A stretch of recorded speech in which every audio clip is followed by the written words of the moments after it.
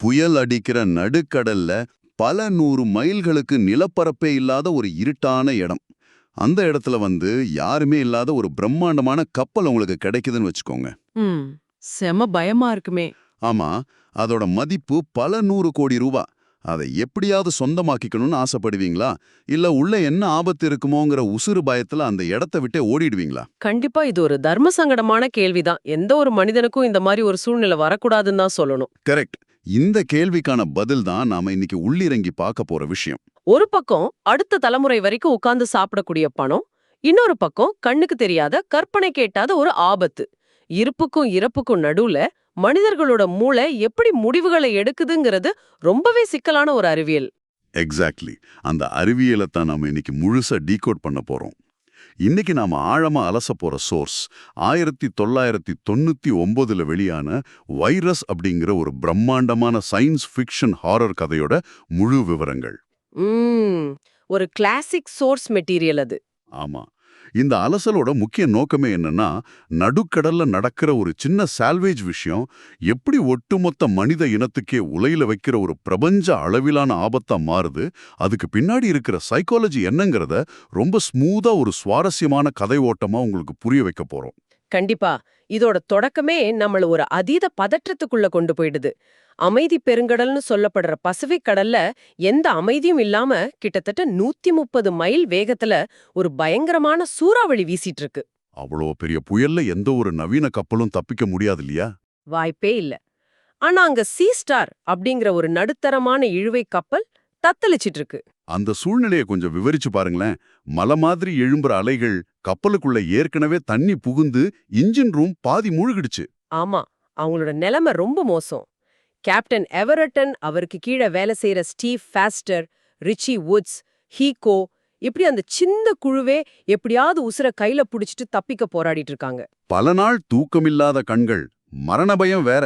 Captain எவரட்டன் கப்பலை காப்பாத்த எல்லா வழிகளையும் ட்ரை பண்றாரு. ஆனா இயற்கை முன்னாடி அவர் தோத்து போயிடுறாரு. கப்பல் மூழ்க போகுதுங்கிறது உறுதியாயிடுச்சு. அந்த நேரத்துல தான் அவங்க ரேடார்ல ஒரு சிக்னல் சிக்குது. அந்த சூறாவளியோட மையப்பகுதியில எந்த ஒரு அசைவும் இல்லாம ஒரு பெரிய கப்பல் மிதந்துட்டு இருக்கு. வாவ்! உடைந்த தங்களோட சின்ன போட்ல இருந்து அவங்க மெதுவா அந்த கப்பலை நெருங்கி பாக்குறாங்க. அது சாதாரண கப்பல் கிடையாது. ரஷ்யா நாட்டுக்கு சொந்தமான அகாடமிக் விளாடிஸ்லாவ் வால்கோவ் அப்படிங்கிற ஒரு அட்வான்ஸ்ட் ரிசர்ச் கப்பல். அதோட பிரம்மாண்டத்தை சோர்ஸ்ல ரொம்ப தெளிவா சொல்லியிருக்காங்க. 45,000 டன் எடை, 642 அடி நீளம். ஒரு மிதக்கும் நகரம் மாதிரியே. உள்ள 300 தனித்தனி அறைகள், 42 அதிநவீன சயின்டிபிக் லேப்கள், சேட்டலைட் டிஷ்கள், ரோபாட்டிக்ஸ்னு நடுக்கடல்ல மிதக்கிற ஒரு ஹைடெக் நகரம். ஆனா அவங்க அந்த கப்பலுக்குள்ள காலடி எடுத்து வச்சதும் ஒரு பெரிய அதிர்ச்சி காத்திருக்கு. என்னன்னா, அவ்ளோ பெரிய கப்பல்ல ஒருத்தர் கூட உயிரோட இல்ல. ஆமா, எங்க பார்த்தாலும் குப்பை, அரைக்குறையா சாப்பிட்ட சாப்பாடு, சில இடங்கள்ல யாரோ கடுமையா தாக்குன மாதிரி ரத்தக்கரைகள். ஆனா ஒரு மனித உடம்ப கூட காணோம். எங்கும் மயான அமைதி. இந்த மாதிரியான ஒரு முரண்பாட்டை மூளை எப்படி ஏத்துக்கும்னு யோசிச்சு பாருங்க.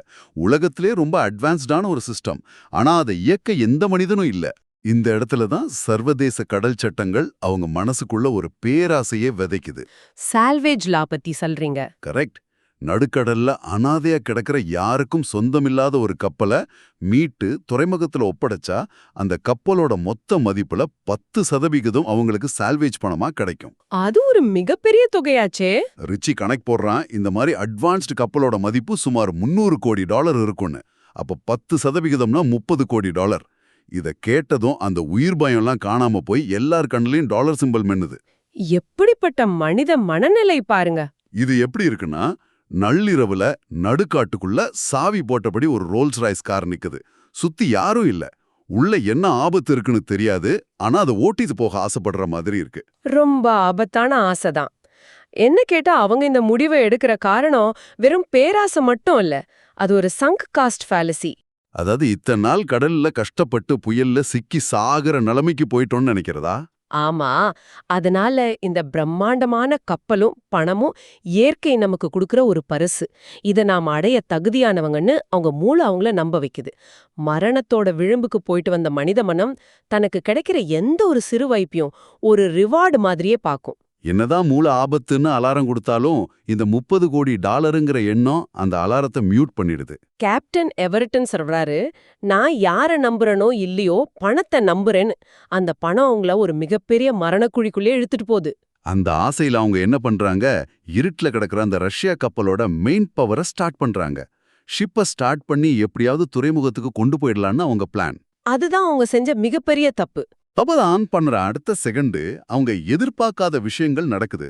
யாருமே கமாண்ட் கொடுக்காம கப்பலோட பிரம்மாண்டமான நங்கூரம் தானா ரிலீஸ் ஆகி கடலுக்குள்ள விழுது.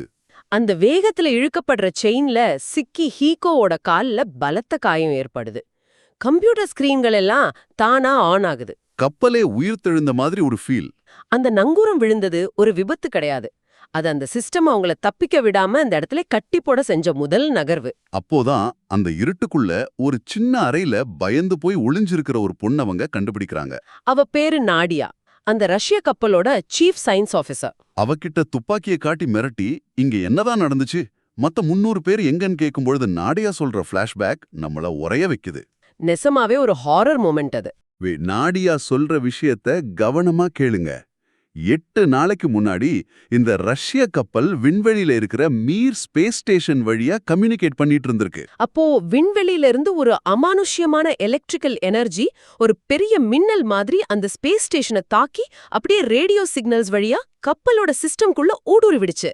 அது நேரா மெயின் ஃப்ரேம் கம்ப்யூட்டரை கண்ட்ரோல் பண்ணி கப்பல்ல இருக்கிற எல்லா language, medical data, engineering blue prints எல்லாத்தையும் ஸ்கேன் பண்ணி படிச்சிடுச்சு. அதுக்கப்புறம் ஃபயர் எக்ஸ்டிங்விஷர்ஸ் ஹேக் பண்ணி ஹாலான் கேஸ் மூலமா 67 பேரை மூச்சு திணற வச்சு கொன்னுது.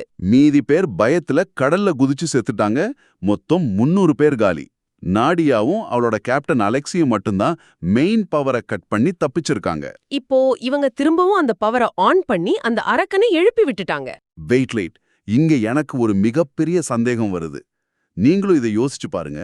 ஒரு எலக்ட்ரிக் கரண்ட் கம்ப்யூட்டருக்குள்ள புகுந்து பாஷைய கத்துக்கிட்டு மெடிக்கல் டேட்டாவை படிச்சு மனிதர்களை கொல்லுதா? கேக்குறதுக்கு நம்ப முடியாத மாதிரி தான் இருக்கும். இது ஏதோ வைரஸ் நம்ம லேப்டாப்பை ஹேக் பண்ற மாதிரி இல்லையே, இது அதை விட ரொம்ப அட்வான்ஸ்டா இருக்கு. எப்படி ஒரு பிசிக்கல் உருவமே இல்லாம ஒரு கரண்டால வெளியில இருக்கிற இயந்திரங்களை இயக்க முடியும்? இது ரொம்ப அற்புதமான கேள்வி. நீங்க இத நாம பயன்படுத்துற சாதாரண சாஃப்ட்வேர் வைரஸ்னு நினைச்சுக்க கூடாது. பின்ன என்னவா இருக்கும்? நாடியா அத ரொம்ப தெளிவா சொல்றா. இது ஒரு பயோமெக்கானிக்கல் இன்டெலிஜென்ஸ், அதாவது பிரபஞ்சத்துல எனர்ஜியோ சுத்திட்டு இருந்த ஒரு அதீத அறிவுத்திறன். ஓ, அதுக்கு தங்கி வாழ ஒரு உருவமோ உடம்போ கிடையாதா? எக்ஸாக்ட்லி. ரேடியோ சிக்னல் வழியா இந்த கப்பலோட கம்ப்யூட்டருக்குள்ள வந்ததும் அந்த கம்ப்யூட்டரை தன்னோட மூளைய மாத்திக்குச்சு. சரி, உருவமே இல்லாம அது எப்படி வெளியில வேலை செஞ்சது? அந்த அகடமிக் வால்கோ கப்பல் வந்த 42 லேபுகள்ல ஆட்டோமேட்டட் ரோபோட்டிக் கைகள் இருந்துச்சு. ஆமா, முன்னாடியே சொன்னோம்ல. அந்த மெயின் ஃப்ரேம் கம்ப்யூட்டர் மூலமா இந்த ரோபோட்டிக் கைகளை கண்ட்ரோல் பண்ணி கப்பல்ல இருந்த சின்ன சின்ன எலக்ட்ரானிக் உதிரி பாகங்களை ஒன்னா சேர்த்து தனக்கான முதல் சின்ன ரோபோக்கள் அதுவே உருவாக்கிச்சு. வாவ்! அப்போ அது எந்த மேஜிக்கும் பண்ணல. கப்பல்ல ஏற்கனவே இருந்த ஃபேக்டரி மாதிரி இருக்கிற செட்டப்பை ஹேக் பண்ணி தனக்கான உடம்பு அதுவே பில்ட் பண்ண ஆரம்பிச்சிருக்கு. சரியா சொன்னீங்க.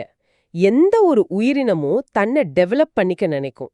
இந்த ஏலியனுக்கு இரும்பு, வயர், பிளாஸ்டிக் இதெல்லாம் ஒரு கட்டத்துக்கு மேல பத்தல. அதனாலதான் மனிதர்கள் எப்படி செயல்படுறாங்கன்னு மெடிக்கல் டேட்டாவை படிக்குதா? ஆமா, அதோட பார்வையில மனித உடம்புங்கிறது ஒரு எக்ஸ்ட்ரீம்லி அட்வான்ஸ்ட் பயாலஜிக்கல் மிஷின். இத புரிஞ்சுக்கிட்ட அந்த ஏலியன் அடுத்த கட்டத்துக்கு நகர ஆரம்பிக்குது. அந்த அடுத்த கட்டம் என்னன்னு நாடியா சொல்றப்போ எனக்கு அப்படியே சிலிர்த்துடுச்சு. இதுதான் கதையோட பீக் ஹாரர் மொமெண்ட். அந்த சின்ன சின்ன ரோபோக்கள் என்ன பண்ணுதுன்னா, இறந்த மனித உடல்களையும் இயந்திரங்களையும் சேர்த்து புது புது பயோமெக்கானிக்கல் உருவங்களை உருவாக்குது. காணாம போன ஸ்குவிக்கி அப்படிங்கிற பையனை அது பிடிச்சு ஒரு பாதி மஷின் பாதி மனுஷனா மாட்டிருது. அவனோட உடம்பு முழுக்க இரும்பு, முகம் மட்டும் மனுஷ முகம். மூளையில ரத்தம் ஓடிட்டு இருக்கு. அவன் உட்ஸ சுடுறான். நாடியாவோட கணவர் கேப்டன் அலெக்சியும் அப்படிதான் ஆக்கப்பட்டிருக்காரு. இத கொஞ்சம் ஆழமா கவனிச்சீங்கன்னா அந்த கம்ப்யூட்டர் பார்வையில நாம யாருங்கிற ஒரு பெரிய கேள்விக்கான விடை கிடைக்கும்.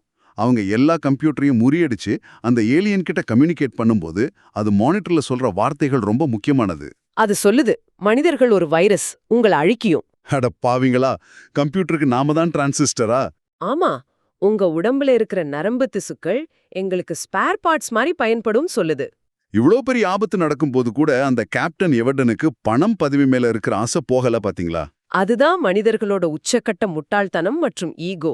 எல்லாரும் எப்படியாவது உயிரை காப்பாத்திக்க பிளான் பண்ணும்போது எவர்டன் நேரா அந்த ஏலியன் கிட்ட போய் நான் உங்களுக்கு உதவி பண்றேன் என்ன இந்த கப்பலை வச்சுக்க விடுங்க டீல் பேசுறாரு. தன்னை விட பல மடங்கு அட்வான்ஸ்டான ஒரு அறிவுத்திறன் கிட்ட போய் சாதாரண மனித புத்திய வச்சு டீல் பேசலாம்னு நினைக்கிறது ஒரு பெரிய பிழை. கடைசியில அவரும் ஒரு அரக்கனை மாறிடுறாரு இல்லையா? ஆமா, அந்த ஏலியனுக்கு எவர்டனோட அதிகாரமோ பணமோ தேவையே இல்ல. அதுக்கு மனித சமூகம் எப்படி இயங்குதுன்னு தெரியும். எவர்டனை தனக்கான ஒரு பெஸ்ட் ஸ்பேர் பார்ட்டா தான் அது பாக்குது. தன்னோட பேராசையால அவர் தனக்கே வச்சுக்கிட்ட மிகப்பெரிய ஆப்பு அது. சரி, இப்ப கதை ஒரு மிகப்பெரிய கிளைமேக்ஸ் நோக்கி நகருது. அந்த ஏலியன் ஷிப் தானா ஒரு திசையில போயிட்டு இருக்கு. அது லார்ட் ஹவ் ஐலண்ட் அப்படிங்கிற பிரிட்டிஷ் இன்டெலிஜென்ஸ் ஸ்டேஷனை நோக்கி போயிட்டு இருக்கு. அங்க போனா அது உலகத்துல இருக்கிற எல்லா சேட்டலைட்டையும் கண்ட்ரோல் பண்ணிடும் இல்லையா? அதோட மாஸ்டர் பிளான் எவ்வளவு அக்யூரேட்டா இருக்கு பாருங்க.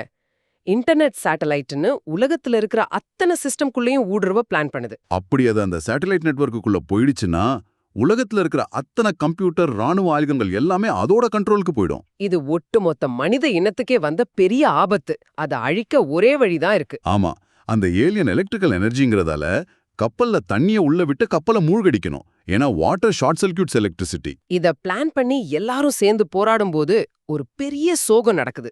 நாடியா அந்த ஏலியன் தப்பிக்க கூடாதுங்கிறதுக்காக தான் உயிரையே தியாகம் பண்ணி கப்பலுக்குள்ளேயே இருந்துடுறா. இந்த இடத்துல ஒரு விஷயம் நம்ம கவனிக்கணும். அந்த ஏலியன் மனிதர்களோட ஒட்டுமொத்த சைக்கலாஜிக்கல் டேட்டாவை படிச்சிருந்தோம். நாடியாவோட முடிவை அதால கணிக்க முடியல.